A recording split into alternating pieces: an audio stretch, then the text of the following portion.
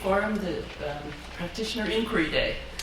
And I just have a very few comments before I turn it over to Gerald Campano, who's chairing today and who will introduce the speaker. I have two kind of logistical comments related to Practitioner Inquiry Day. One is that I didn't really emphasize yesterday that there's, at the midday hour, lunch break or whatever you call it, there's a book display in the GSE Lounge from the Penn Book Center with many, they're actually selling books by authors that are here, and many of them happen to be practitioner inquiry authors. But there's also a display by Teachers College Press with an order form featuring the series that Susan Lytle and Marilyn Cochran-Smith edit, the Practitioner Inquiry series. So be sure to take a look at there also. The books are on display, and then you can order them through the forum. And then we also this year have a Practitioner Inquiry version of the data analysis sessions that are a tradition. The data analysis sessions are a tradition at the forum. Those are the ones I mentioned yesterday, where people bring bits of data, and then there's a group analysis, interpretation, dialogue led by some consultants, and audience members also participate. And so there's some special practitioner inquiry data analysis sessions on the schedule today that I wanted to bring your attention to. And my final comments are just that I want to acknowledge how important Practitioner Inquiry Day is to the forum, how much it means to me personally. When I sort of inherited this role 15 years ago, I remember referring to Susan Lytle as a guardian angel of the forum, one of the people who I already saw, in my experience as a participant, as such an important figure in shaping the forum. And little did I realize at that time how truly significant Practitioner Inquiry Day is in shaping the forum. I've learned so much from my participation on these Saturdays, and I just wanted to acknowledge that before I turn the microphone over to Gerald. So.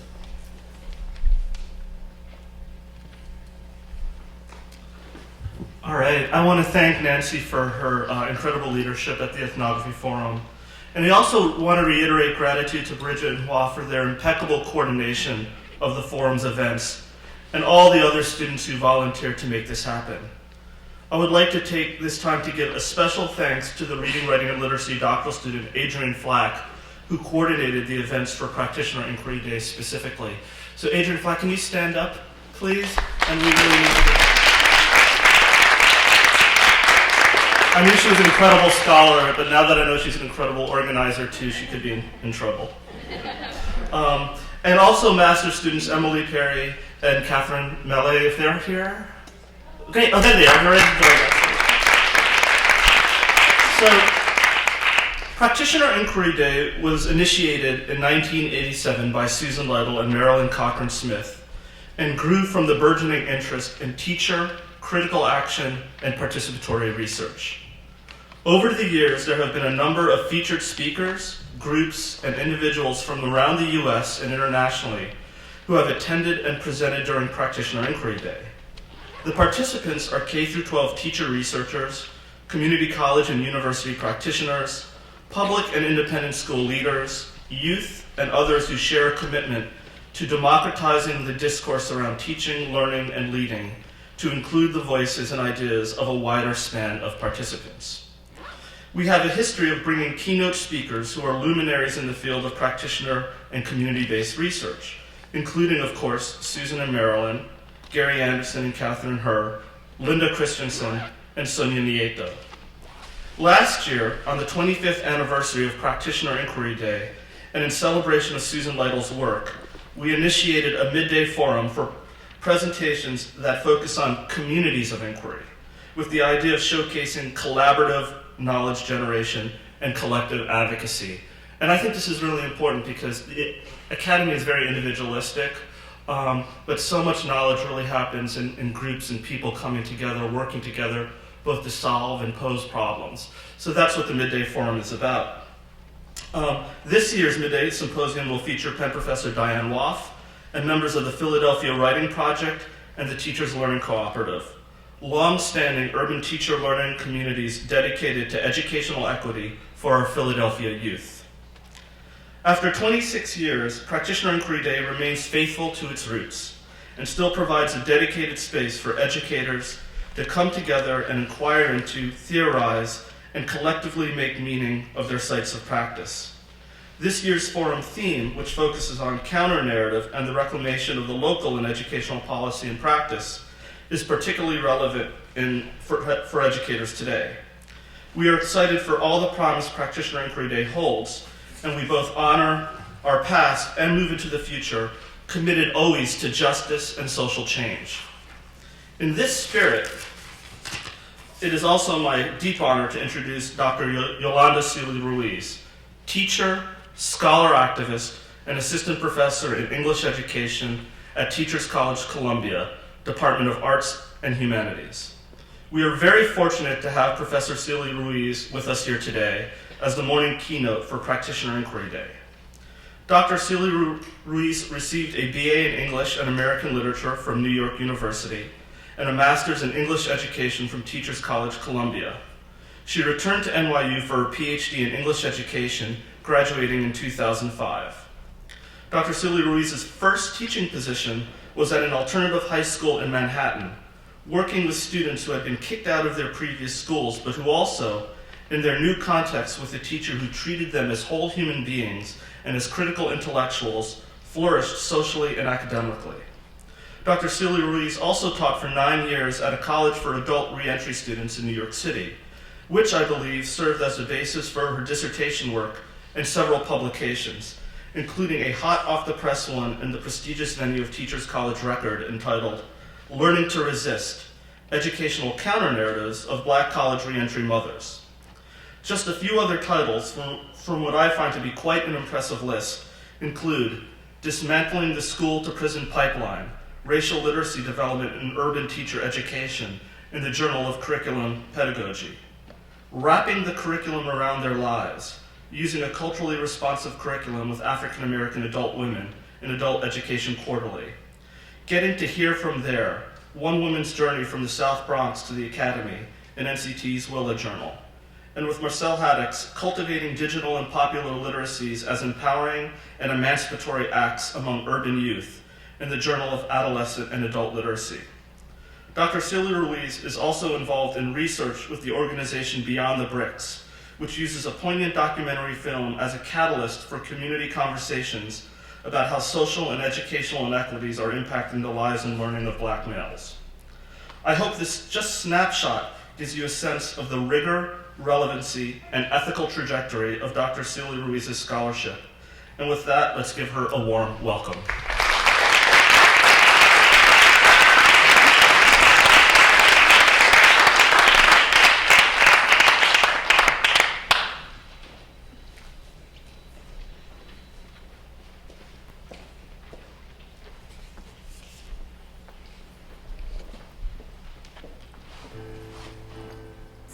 My name is Andrew, and I think when people see me, I think they look at me in a sense of like, I don't know, like a kid that's like almost uncertain, looks kind of troubled, heading towards the wrong direction, almost like, I don't know, like got nowhere to go in life. They look at somebody that's like, oh, like what they see on TV, almost like the average kid that's, you know, standing on the corner and basically not doing nothing with his life. What I like people to know about me is that I'm not like that. Truthfully, deep down, I'm just some kid that just wants to make it in life. Good morning. I am so thrilled to be here with you this morning. I would like to thank Gerald and Maria for this generous invitation, to thank Nancy Hornberger. I would like to thank Susanna, Adrian, Bridget, Hua, Holly, and Chris Rogers for paying attention to the details that matter.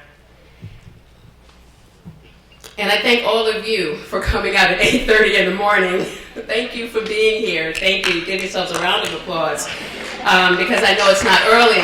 coming out at 8:30 on a Saturday morning. I also would like to thank you in advance for your patience with me as I talk about a topic that I'm only beginning to investigate as a teacher and as a mother, and that is the difference between seeing and noticing. My talk today is seeing and noticing, taking the time to notice, seeing and taking the time to notice, looking beyond partial representations in the classroom. And I am learning that even after 20 years of teaching, that noticing is a lot harder than I thought.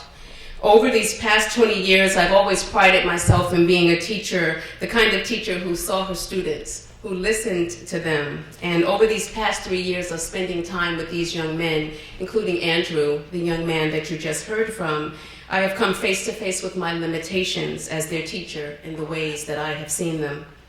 Even on my best days, I realize how the education literature that I'm so steeped into overwhelms me with statistics and visual imprints of who these young men are supposed to be.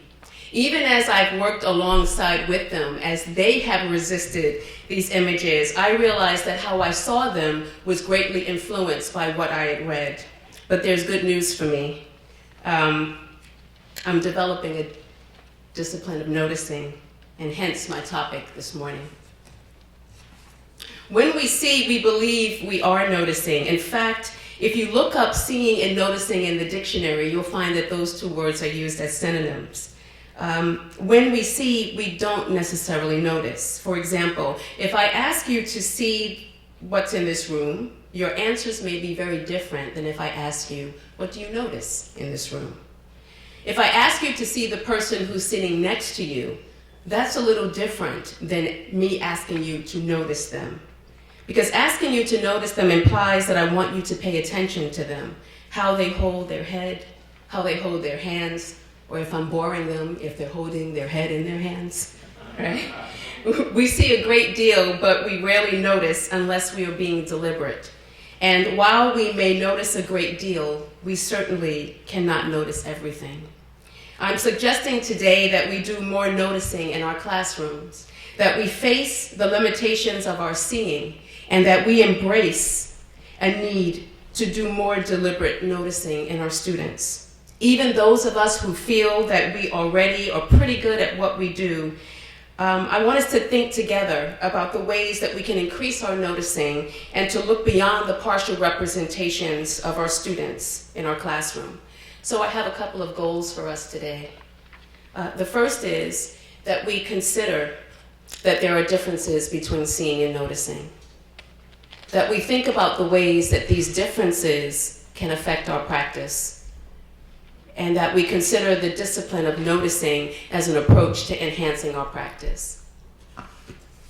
In his article, Seeing and Noticing, an Optical Perspective on Competitive Intelligence, Michael L. Newgarden writes, quote, "It's all about noticing. The first step of any intelligence process is not to scan, but to notice," unquote. He further explains in that article that we don't really see with our eyes, we see with our brains, that we see in order to acquire knowledge, far from the old adage of seeing is believing. What we believe impacts what we see. So as I started reading various literature on seeing and noticing, and there are fields that have been exploring this for a while, philosophy, metaphysics, optical research, and certainly in educational research as well, I thought about this, of course, in the context of teaching and what I see when I look at my students. I thought about the partial representations of their lives in my classroom, and I wondered how much of what I see affects what I allow myself to notice and not to notice about them. So as I said, as a teacher, I always took great pride in seeing my students. I could look at them, I can look in their eyes and I can tell if something was wrong. I could look at the way they held their bodies, and I knew that there was something going on. And I wanted them to know that I cared about them. But I'm beginning to wonder how much I really noticed about them. So I'm beginning to read this book. Folks always say start, with what you know.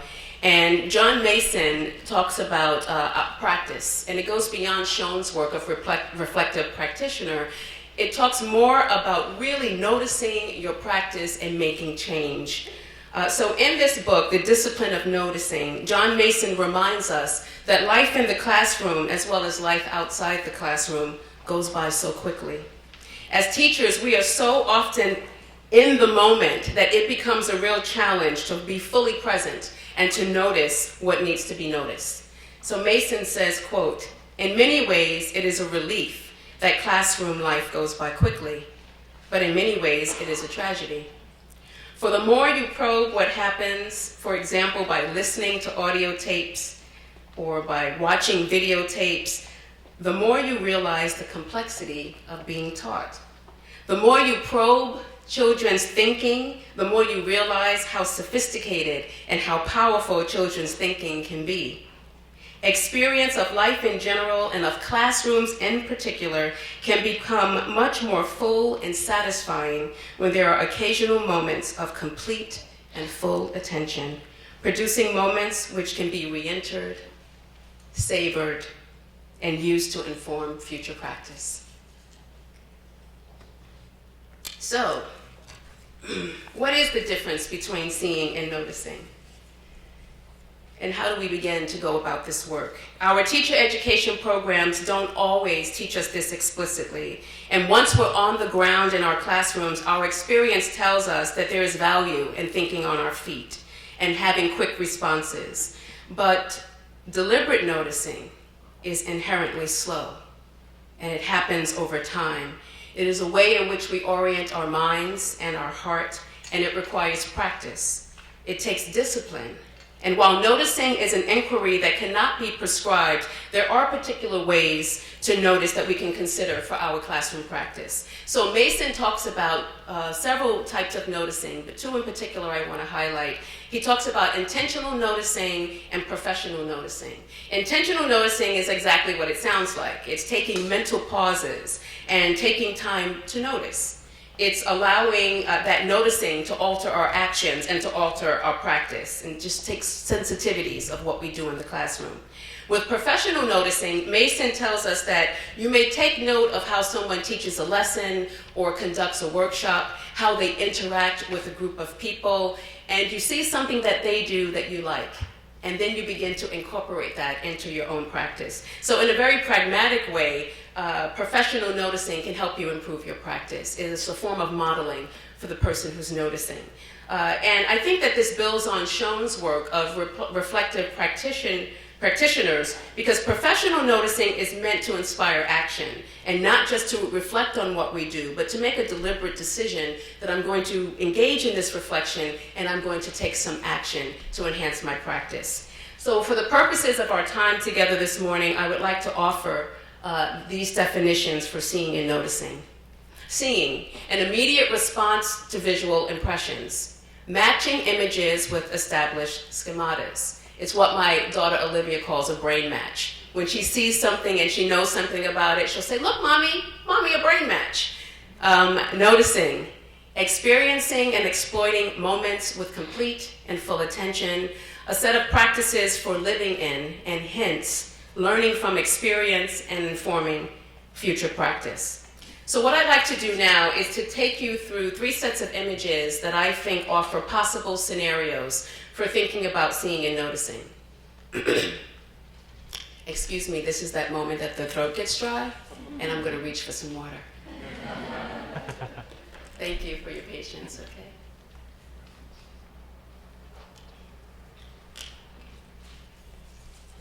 So after decades of protest in 1964 with the passing of the Civil Rights Voting Act, African Americans won the right to vote. As with most legislation of the time, it took years to implement in meaningful ways. And I think still today, we struggle as a nation to perfect some of the legislation that was meant to increase inclusion and equity. Starting in 1964, blacks began to line up for hours, very similar to our recent election, right, to exercise their right to vote. And in some places, particularly in the South, they marched for miles to voter registration booths to cast their votes. Without a car, lines often look like this one in Mississippi. So seeing this reality for African Americans may have made it hard to notice the possibility that lay dormant and emerged just 8 years later. When Shirley Chisholm became the first major party black candidate for President of the United States on January 25th, 1972, and the first woman to run for the Democratic presidential nomination. She also made history just 4 years earlier when she was elected as the first black woman to Congress. And then I think about my own life as a young girl growing up and going to school in the South Bronx, a place that I love and loved me back. And I want to take a moment just to talk about the Bronx for a second, because I think that then and now, many people don't understand the history of why the Bronx began to burn. So for a 10-year period between the 1970s and the 1980s, about 80% of the Bronx was burned down. And many people believed that the residents set it afire, and we didn't. It was the place where we were born, it was where our families were, our friends were. It's the place that we loved. But as more Black and Latinos moved into the South Bronx neighborhoods, the landlords were not too happy about that. And so many of the landlords burned down their properties, their buildings, they burned down their businesses, and they left. And at the time, New York City was going through a phenomenal crisis. And so the city government had to make decisions about what they would do with the money. And they allowed for the Bronx to stay this way. They chose to not funnel funds into the Bronx because they had to pay attention to neighborhoods and constituents who had more power and had more voice. And in the case of the Bronx, we did not have a lot of power, and our voices were muted at times. Mark Nason out of Fordham University for the past 10 or 15 years has been doing some very interesting work called the Bronx Oral History Project, where he has interviewed folks from the age of 8 to 80 about the history of the Bronx, and those who saw the burning and those who are starting to witness the rehabilitation, the uprising of the Bronx once again. Documentary filmmaker Vivian Vasquez, I know that name is familiar to you, but it's a different Vivian Vasquez. If you're interested in this, Vivian made a film called A Decade of Fire, how the South Bronx was burned, and talked about how the Bronx was deliberately neglected and allowed to deteriorate because of who lived there. So back to the Bronx and the place I love and this idea of seeing and noticing. I wondered if my teachers only saw where I lived and only saw where I went to school, if they would have been able to notice what lived within me. That's my graduation from NYU in 2005. And not all of my teachers noticed it, but there's one who did, and he had an incredible impact on my life. And now, more than 32 years later, I am still in contact with Mr. Hoffman on email. He won't go to Facebook, I understand that. But we also exchange Hanukkah and Christmas cards just about every holiday season. Susan Lytle, Kathy Schultz, Gerald Campano, Lalita Vasudevan, and other education scholars invite us through their work to adopt a stance of inquiry and unknowing. And I think we must consider the cost of not taking on this stance as we interact with our students, not operating from a place of inquiry, I think might cause us to only see a little Black boy and the literature, what the literature tells us, what he is and is supposed to be, and completely miss the opportunity to notice the making of history. So now I'd like for you to talk to each other. When you came in, you were given a sheet that looks like this. It's a Venn diagram. And our first interactive activity is, we'll take about a total of 15 minutes for this. I'd like for you to take about 3 minutes of silent time. All good teachers give thinking and silent time. And I'd like for you to fill out the 2 circles on the outer end. How folks see me, I have you, but it should say see me on the sheet. And the other is what I would like for folks to notice. And I want you to work with 2 people that you're sitting next to, right? If you don't know each other, introduce yourselves. after you've had your silent time. And I want you to leave that center circle, the overlapping circle, blank, because I would like the three of you in dialogue to decide what should be there. So again, first, introduce yourselves to at least two other people. Take 3 minutes of silent time to work on your Venn diagram, and then we'll spend about 10 minutes of talking, and I'll bring us together.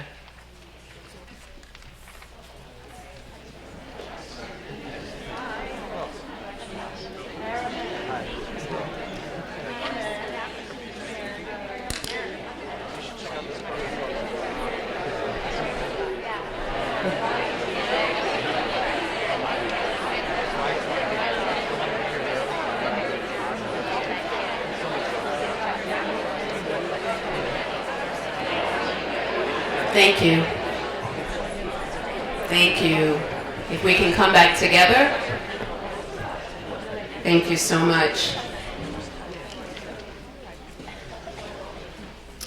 I chose Gerald's quote because I think it is an excellent one which applies to all students. Although he's writing specifically about the immigrant population of children that he works with and their teachers, he says one of the most powerful interventions that teachers can make for immigrant students is to celebrate the human and academic value of their stories, unquote. I do believe that as we celebrate this, we are also noticing our students through the stories that they tell. But I wonder a few things. I wonder if it is possible to really get to know our students, given that schools have socialized them in ways that only invite a partial showing of who they are. And even as we build relationships with students, we have to be honest that as teachers, we still struggle with embracing those parts of them that may cause some discomfort for us. How do we honor what our students bring, knowing that it is not all of who they are? And what does this mean for building open, nurturing relationships with them while in school? I think that these are a few questions that we should ask ourselves as practitioners. Another question that I'm beginning to wonder about is it possible to build authentic relationships with our students in ways that support their academic as well as their social, emotional development, given that the lenses schools have historically chosen to use to view students? I botched that up. I'm going to say that again. Okay? Is it possible to build authentic relationships with our students in ways that support their academic as well as their social emotional development, given the lenses schools have historically chosen to use to view students? As the human eye is designed to see what is in front of us, noticing is much more deliberate, and it requires motivation and time and energy.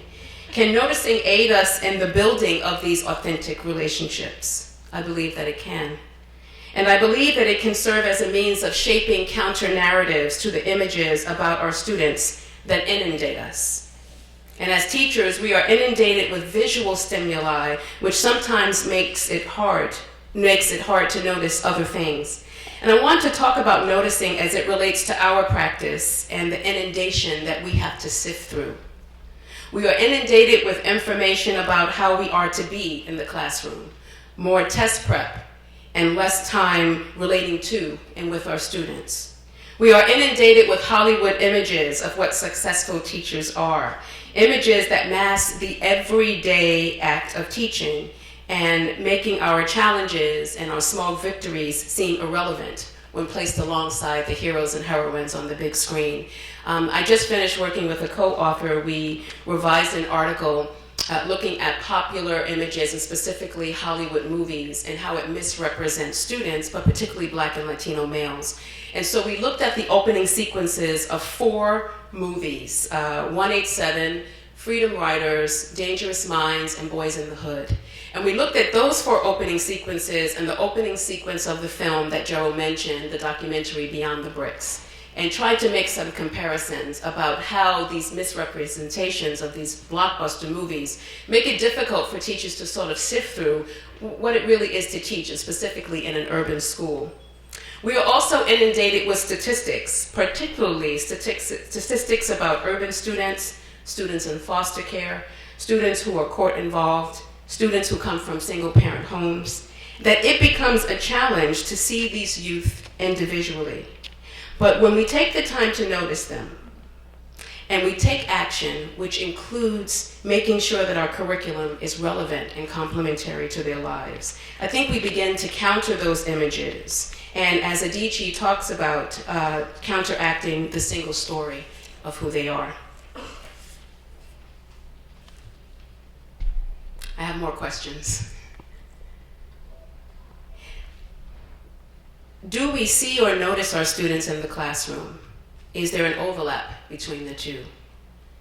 How do we see and or notice ourselves in the classroom? In what ways does how we see and or notice ourselves influence how we see or notice our students? And how does seeing and noticing our students help us to see and notice the curriculum? We are tied with our students. And I think that when we begin as teachers to put distance between ourselves and our students, we miss opportunities to collaborate with them, to think with them. And I want to say that I'm about to introduce you to some of the young men that I've been teaching with over the last 3 years. And these young men are part of an all-male mentoring group called Umoja. And they tell us in no uncertain terms that we cannot continue to suffer these inundations and these single stories if changes are to happen for them in their educational environment. And I understand that it's not fair to ask you to notice things about Andrew and Curtis and Saul in a 2.5-minute video clip, but I am going to, especially since I've had the opportunity to get to know them for 3 years, but I'm going to ask you just to make a note of what stands out for you as you look at them. And then I'm going to share with you some of the things that I've noticed, particularly as we were shooting this project. And I also want to say that although we've been together for 3 years, it's only this past year that I've begun to write about our experiences together. And if you ask any of my master's or doctoral students, if they have an idea, the first thing I say is write about it, write about it, write about it. And for those of us who are trying to complete our dissertations, those of us who are on the tenure track and feel that pressure of having to publish, I know it's hard to not write about it, but what I want to say is that you don't have to write about everything. And what I found for me, that many of our moments together were sacred, and I felt that I shouldn't write about them. And I couldn't find an opening to begin to write about them. And now that I'm in the space that I'm ready to write, I wanted to do this video project as a way to relook at what it is we had done over the past 3 years together. So Lalita Vasudevan, in her article, An Invitation to Unknowing, she says, Hemley and Carini, like Gustafson, urge educators and by proxy administrators and policymakers to invest time, energy, and resources in knowing children as youth as more than merely the students who walk through the classroom doors and populate the hallways of schools. How would educational researchers and scholars be moved to reimagine their craft if they too heeded these calls?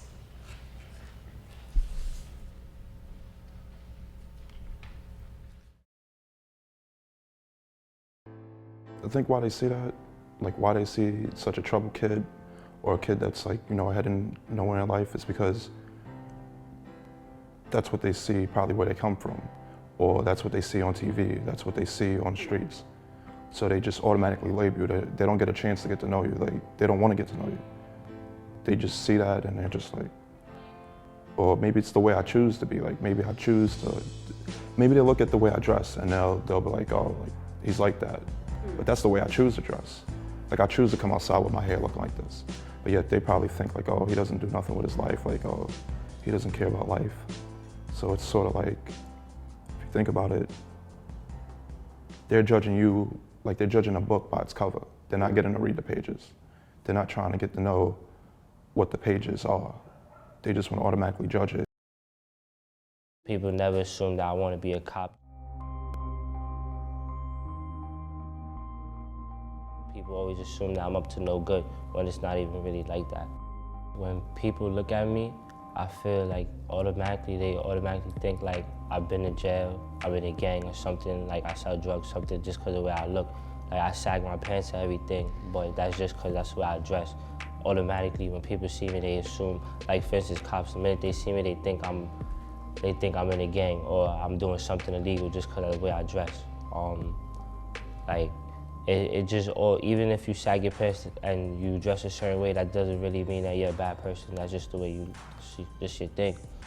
And what I want people to notice about me is like I'm actually gonna do something in my life. I know for a fact that everyone that is around me notices that I'm actually gonna do something in my life. But the people that don't know me from a hole in the wall automatically judge me and say I'm not gonna do nothing at all.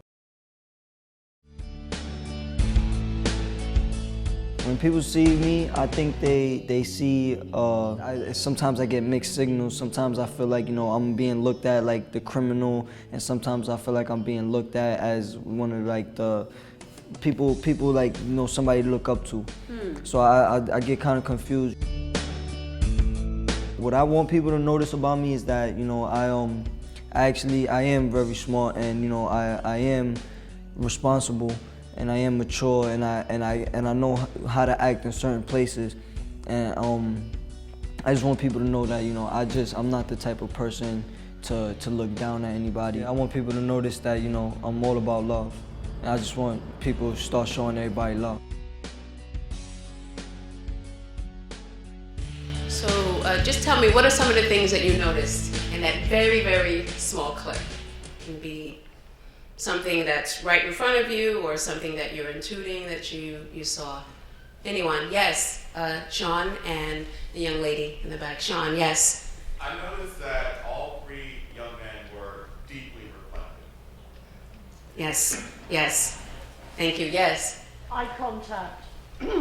There was very little eye contact from the second student.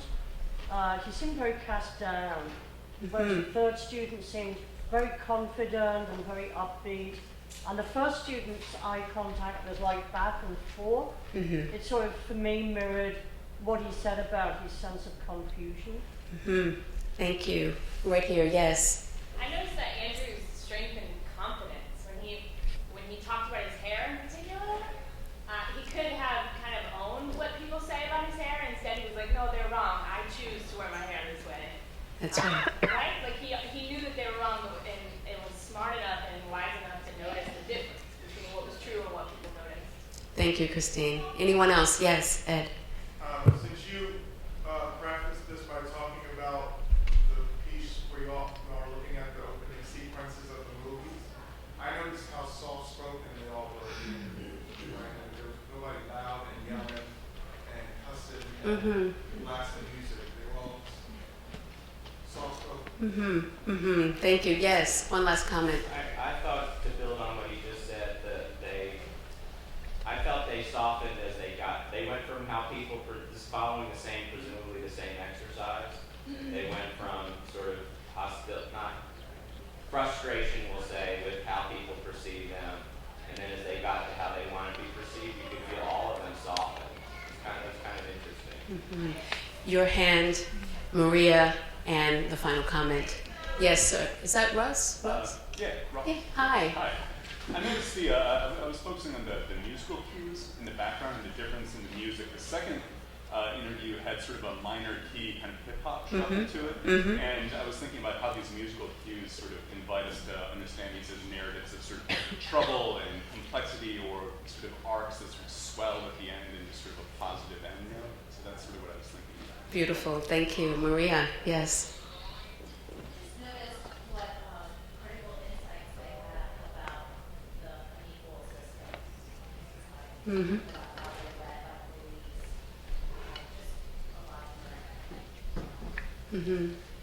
And yes. What I noticed was that they have a very strong sense of self, and you can say they're very grounded. And usually you perceive them to be other. You can imagine my joy of being able to be with them for 3 years, right? And there's 12 of them. Many of them have graduated, but this is just small clips from the project. Well, what I noticed as we shot this video is the weight that these young men carry around with them on a daily basis. In schools, which are places that are supposed to represent spaces of curiosity and development and wondering, and also outside of school in their communities, they carry this weight. And these young men have to worry about things that most of us in this room don't have to worry about. But I noticed something else. I noticed Curtis's humility and his shy way of being, and the love for his community. It was a challenge for him to look directly into the camera. Now, this is someone who wants to be a special victims cop so that he can help people, but daily he carries the belief that when people see him, they immediately think that he's a thug. And Andrew, I already knew Andrew was smart, but I really didn't notice before this brief time in front of the camera, really his skills and his linguistic skills and sort of using metaphors and talking about the book and people judging him in that way.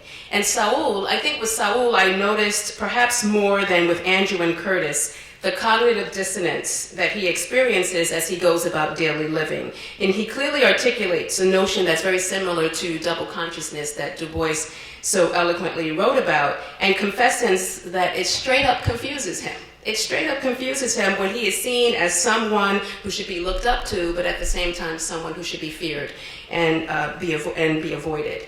So how does one reconcile this? Should we be expecting children and youth to reconcile the effects of double consciousness at a time when they should be freely exploring their identities and their ideas about life? I don't have an answer for that. I'm wondering out loud. But I do think that Andrew and Curtis and Saul remind us about some important things. I think they remind us about the danger of not noticing, the danger of not listening, the danger of not loving, and certainly the danger of a single story. So in seeing and taking time to notice our students, we cannot help but notice gaps in the curriculum, and you're living with it every day. I think as teachers, we have to still remember our agency, right? Although we are dealing with very challenging things outside of the system, we have to remember why we went into the profession and use it as a way to sort of catapult us, right, to, in spite of everything, to still see the students and notice the students who are in front of us. And I want you to think about your curriculum and ask if your students' lives are reflected in ways that are accurate and complementary. What I mean about complementary, I just read an article yesterday in the Daily News in a school in New York where they're teaching mathematics to students, they're teaching fractions, and they use the example of slaves being 3/5 human. And so while that might be an accurate way to teach fractions, it's not exactly complementary to the African American students where their lineage is tied to slavery, among other things. So one of the results of noticing and taking action shows up not only in how we teach, but in what we teach and the conversations that we invite inside the classroom. So one thing that we do know is that the essence of ethnography is taking notice over time and taking notice deliberately. How do we embrace noticing as a pedagogy? And for those of us who feel we already notice our students, how do we sustain this noticing in a climate where standardized tests are being positioned as all that matters? With the media onslaught against urban students and the incredible injustices that communities of color and poor communities endure, how do we look beyond those partial representations and notice our students who live in these communities? More questions. How do we make our classrooms sites for noticing? How do we, beyond explicitly stating it, how do we get our students to notice our intent for them? Surely we can tell them, but it's not as powerful as showing them. And how do we get students to notice the brilliance, the potential, and love inside of them and for each other? What I'd like to do now is try to wrap our brains around in our last couple of minutes of a way that we can sort of approach seeing and noticing. And I'd like to draw on the work of my friend and colleague Lau Yorks, who is a professor of adult learning and organizational leadership at Teachers College. And Lyle does and writes about action research. And in his scholarship, he utilizes this concept of the learning window to assess how organizational leaders, where they are on the spectrum of knowing and discovering things about their company, including the staff who work for them. And so what I'd like to do is sort of use the learning window and talk through it on the next chart, but also to use it as a metaphor for how we think about our pedagogy. So in some ways, I want you to think about, what does your window look like? Is your window large? Is it small? Does it open outward? Does it open inward? Does it have screens on it? Does it have bars on your window? And have us think about this, and I want to quickly go through this as we end. The concept of the learning window, as Lau Yorks uses it, you see that there are 4 quadrants. And the arrow that goes between the two, what he shares with doctoral students and what I'm sharing with us as teachers, is you really want to sort of try to go between those 2 quadrants. And that's where you can find great dissertation questions. That's where you can find ways of enhancing your curriculum to invite lives and stories of the students into your classroom. So I want to give a quick example of this. And Lyle used to teach an 8 o'clock class, undergraduate. That's cruel, very cruel. But he said that when he was teaching this class, there was a young man that would come in, always on time, sit in the back of his class. He came in his pajamas because it was 8 o'clock in the morning. And then he would position his body to sit in the seat, just to lean all the way back. And sometimes he would just sort of lean with his head back, he would close his eyes. So it just seemed, for all intents and purposes, that he was fully disengaged.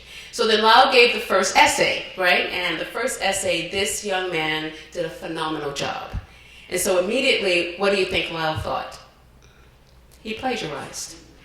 So Lyle was going to, okay, so what he knows that this young man comes in the pajama, takes this stance in the back of the room, can't be listening to him. So he knows that he's not the best student, right? So what he needs to do is he needs to figure out, what we think we know and what we need to discover. So he said, I'm going to invite him to my office and I'm going to get him. So he invites him to the office and he begins to ask him a series of questions to show that he's sure that he plagiarized it. The young man answers every question and extends the thoughts that Lyle presented, right? Okay. And then in further conversation, he begins to tell Lyle that he's first generation college. And so Lyle discovered then that no one in his family had sort of given him the discourse of school, that you kiss the butt of the professor, you sit in the front seat, you act like you're really, really attentive, right? So Lyle, he had to go from what he felt he knew and then trying to really validate what he knew. So, inviting him in, saying, maybe, let's see what's going on with this guy. And then what we know we don't know, what he didn't know was his history. And the beautiful thing about Lyle is that he was an open teacher to have that dialogue. Many of us, because we're quick and on the ground, we sort of, okay, that's a student that plagiarizes, that's a student that does this, and we don't intend to. But because we're moving so quickly, we tend to do that. But Lyle took the time, right, to sort of find out what he didn't know. And as a result, he was able to sort of challenge those assumptions that he had about that student and other students like him. And so I offer this visual as an opportunity to sort of move from singing to noticing our students. And I hope that you will consider doing both the Venn diagram exercise with your students and also thinking about this. So as a very practical way, I just want to say that the curriculum that we invite into our classrooms is a way of noticing our students and seeing assignments in different ways, conceptually and visually, allows us to learn about our students and to notice things that we had not before. So if you take a class with me, whether it's my high school class or it's my English Ed class at TC, there are 2 things you can be certain of. You're going to write and present a Where I'm From poem, right? Love Linda Christensen and Willie Perdomo and all those folks that do Where I'm From poems. And you're also going to do found poetry. So I took myself through this same exercise. So as I watched the video clips of the young men over and over, I also went through the exercise of what stood out for me and what I noticed. And in that, I created a found poem from the words that the 3 young men spoke. Excuse me. And there are ways of using curriculum and assignments, as we know, to invite not just their voices, but their stories into the classroom. And so, this is the found poem, courtesy of Andrew, Curtis, and Saul. They are not trying to get to know what the pages are. Maybe it's the way I choose to be. It doesn't mean you're a bad person. I'm not like that. Truthfully, deep down, I'm just some kid that wants to make it in life. I'm actually going to do something in my life. I am very smart. I am responsible. I am mature. Sometimes I get mixed signals. I want people to notice that I'm all about love. I just want people to start showing everybody love. And since I recognize myself as a visual learner, and I try to implement the things that I learned quickly, last week I was introduced to Wordle.net. How many of you know about Wordle? Okay, so for those of you who don't know, go online immediately and have fun. So you take text and you put it into Wordle, and then it gives you this visual representation. And you can change the colors, the patterns, a very funky, beautiful thing. And so since I recognize myself as a visual learner, I wondered what would their words look like in a Wordle pattern. And this is what it looks like. And what you should know about Wordle, for those of you who don't have experience with it, the words that appear the largest are the words that are more frequently there. And so it gave me an opportunity to look and to notice words like want, and life, and love that came out of the words of these young men. So that was a nice exercise for me to do. So as I close out, I just want you to hopefully take at least one thing that I've shared with you this morning, and or some of the questions that I've shared with you, some of the conversations that you shared, and carry that with you throughout the conference. Think about your window and enjoy this incredible campus, enjoy what you see, but also take a moment to notice it. Thank you so much.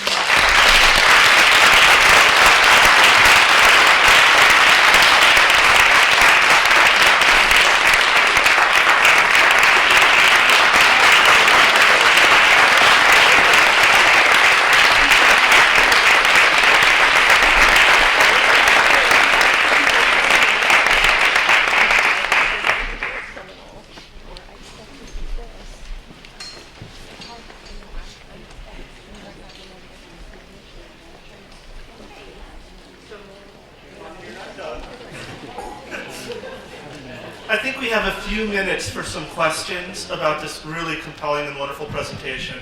So we have a mic back. Oh, this is so perfectly organized all the time. Questions or comments or thoughts?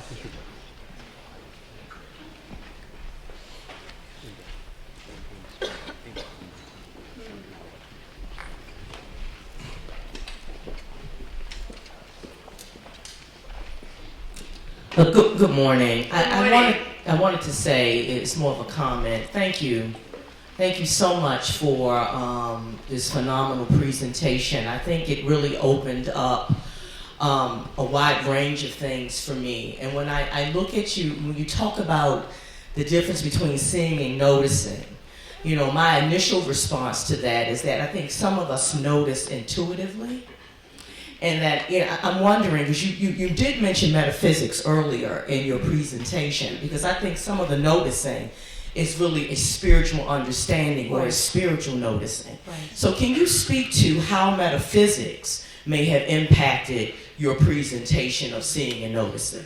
That's a beautiful question. And remember when I mentioned the John Mason book, you know, you start with some things that you know. And so for me, with teaching and the fact that he's talking about practice, I started reading that much more intently than some of the metaphysical literature. But as you beautifully framed it for me in terms of spirituality, I do look at teaching as a spiritual practice. And that guides what I do in the classroom, both with my high school students as well as with my students at Teachers College. And so my spirituality as well and my beliefs, I believe that it is a privilege to teach. I think teaching is a blessing.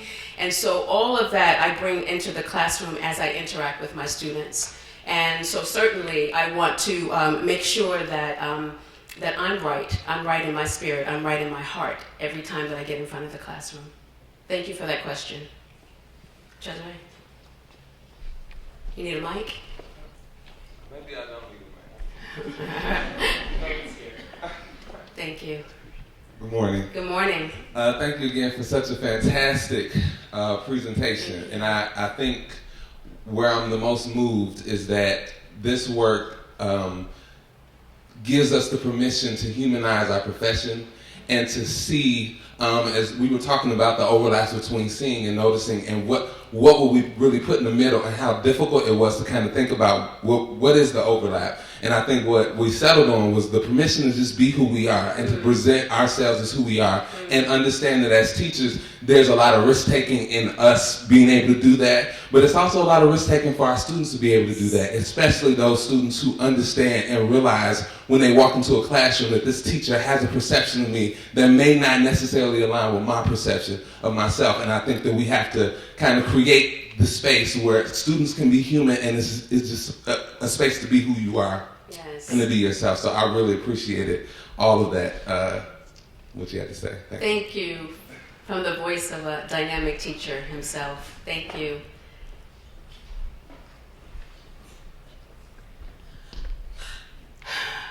Professor Yolanda, love and love and love. Thank you for coming to our campus. Thank you for coming into this space and just hallowing it. I mean, this has been an amazing presentation. I wanted to ask a question, actually. I love the frame of seeing and noticing in the classroom. One of the things I'm wondering is, what about what our students, particularly students who have been minoritized, marginalized, what about what they notice about us? As teachers, we in teacher education, we encourage our students to explore their identities, their beliefs and dispositions, at least those of us who are trying to reform teacher education. But maybe some of our beliefs and dispositions are a deficit toward the students. Do we think that perhaps those students might pick that up in the classroom? How might we as teachers manage the ways that we inhabit the classroom space? Thank you for the question, Ebony. And coming from an excellent educator, I appreciate it, because I do know what I know about you in your practice. That is what you do. And I can speak for not for them, but about the young men and the years that we spent together. They do notice, and they talk about it explicitly. So the way that Curtis can talk about the cops, he can also talk about those teachers or those adults in the building. As beautifully as he articulates the teachers that love him and care about him, he knows how to pinpoint those who don't. And that's why I'm hoping that we would consider doing this kind of exercise together. That's what I mean about inviting those conversations in the classroom, to be vulnerable enough to have our students talk back to us about what they notice about us. And that is risk-taking. That's the risk-taking that Cesare is talking about. But I think if we're going to move the needle, where education seems to be going, I think we have to take those risks and build those relationships in that way. Thank you. It's 9:47. I just want to be respectful of time. Not that I don't want to hang out with you. Yes, please, please. Thank you very much. One of the things that I'd love to hear about is that process that you were just touching on of engaging the kids and actually getting their trust and opening up. Can you just talk about that? Because I mean, that's not an easy thing to do with teenagers. And I don't mean to present this as linear. I mean, remember, this is 3 years of working, being in a classroom, bonding with them, teaching with them, learning from them. But I know for me, the way that I begin all of my teaching is, as Cesare said, just to be myself. And I think there are appropriate things and appropriate times to share. But if we're always asking students to unpack their stories and we're not unpacking anything with them, they pick up on that right away. And in some ways, they can feel that there's sort of this a bowl in a china shop, or just sort of being examined. And I think that we want to look at our practice as this give and take. And it happens over time, and it's not going to happen in one semester or maybe even in one school year with all of the students. But there are students who are noticing and will open up if we open up. Thank you so much.